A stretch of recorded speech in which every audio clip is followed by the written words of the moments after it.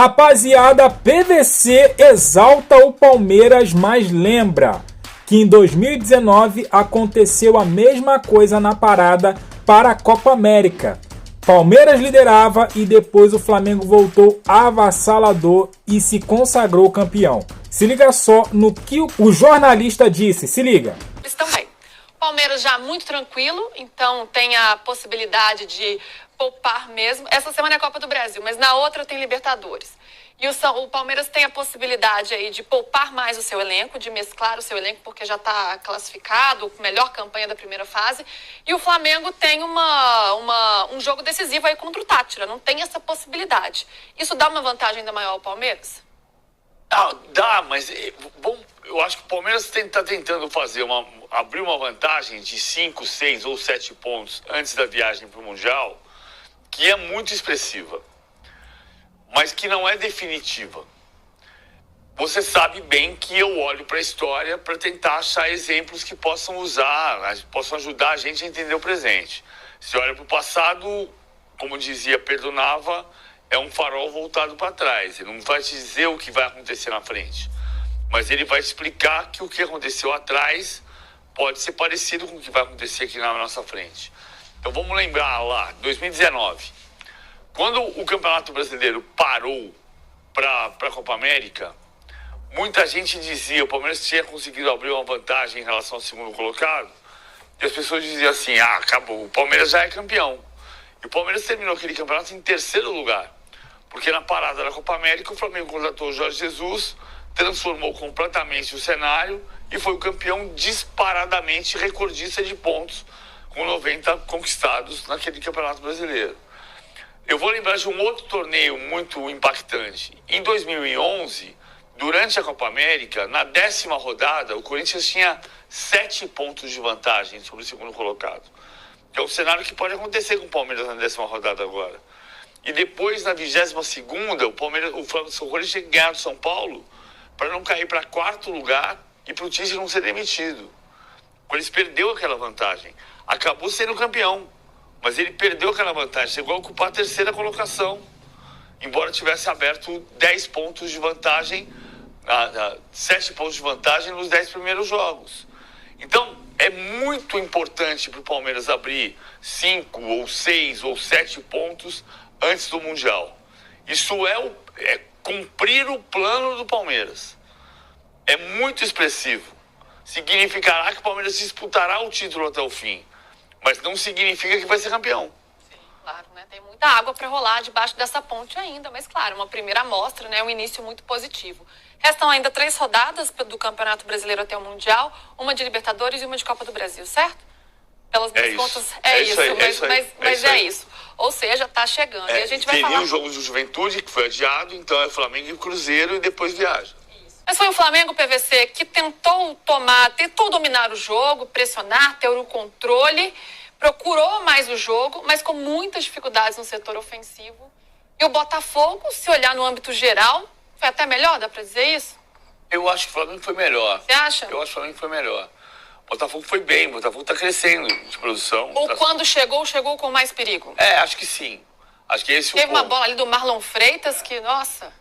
Mas eu acho que o Flamengo foi melhor, o Flamengo foi mais dominante. O Flamengo teve, a chance que o John tira com o Luiz Araújo, o Flamengo foi mais forte.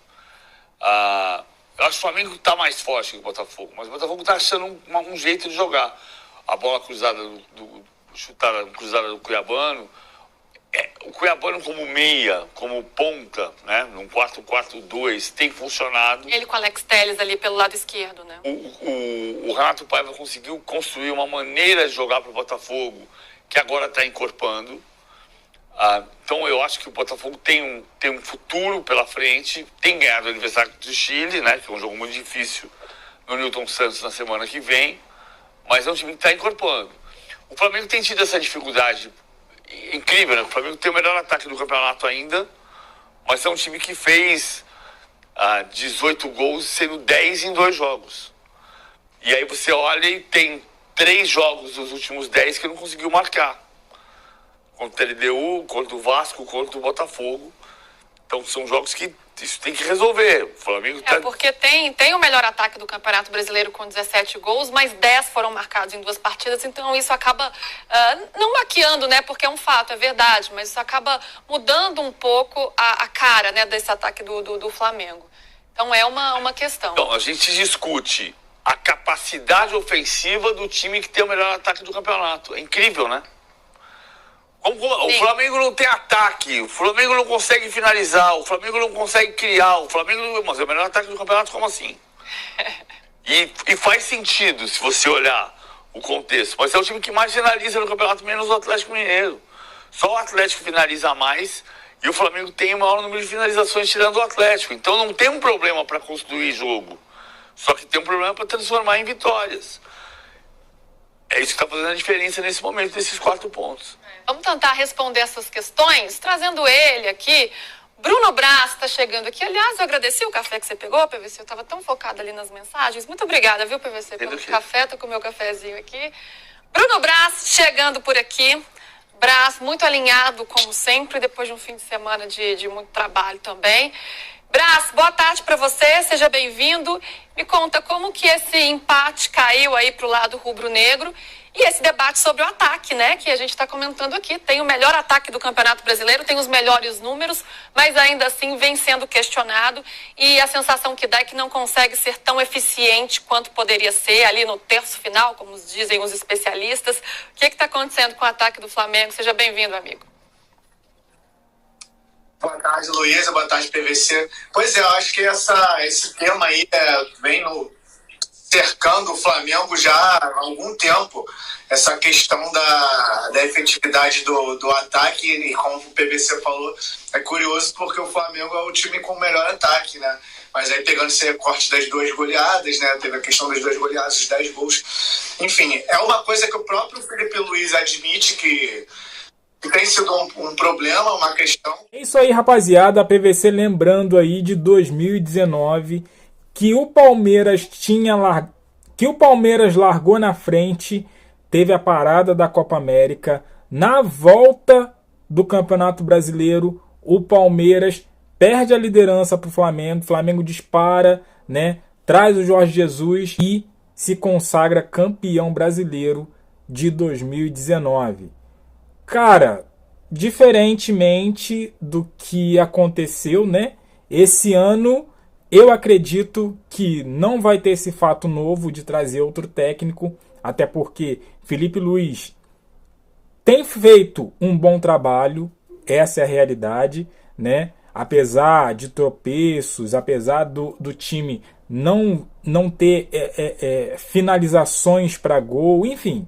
Tem uma série de problemas, sim, o Felipe Luiz, mas, no contexto geral, ele tem feito um bom trabalho, sim, apesar de críticas e rumores aí do próprio Jorge Jesus, né, no Flamengo. Mas tem muito campeonato ainda para rolar, né, muita coisa ainda. Vamos para a 10ª rodada ainda, faltarão 28 rodadas, então, assim... O campeonato não chegou nem na metade, muita coisa vai acontecer, reforços vão chegar, né, como por exemplo o Jorginho, que já está confirmado. Então Flamengo quer também um substituto para Arrascaeta, então reforços vão chegar, pode melhorar ainda mais o plantel do Flamengo. Então muita coisa ainda vai acontecer e a gente tem que ter calma e esperar, né, o tempo passar e o campeonato ir afunilando, né? Mas eu também entendo que seria muito bom estar à frente ou mais próximo do líder, né? Estar à frente ou mais próximo do líder. Seria bom, né, ter essa parada aí para a Copa do Mundo de Clubes, estar nessas posições aí. Mas eu quero saber de você, o que você acha? É somente uma coincidência ou já é uma coisa que a gente pode esperar? Deixa aqui o seu comentário, deixa aquele like, se inscreva, compartilha e eu fico por aqui. Até a próxima. Valeu!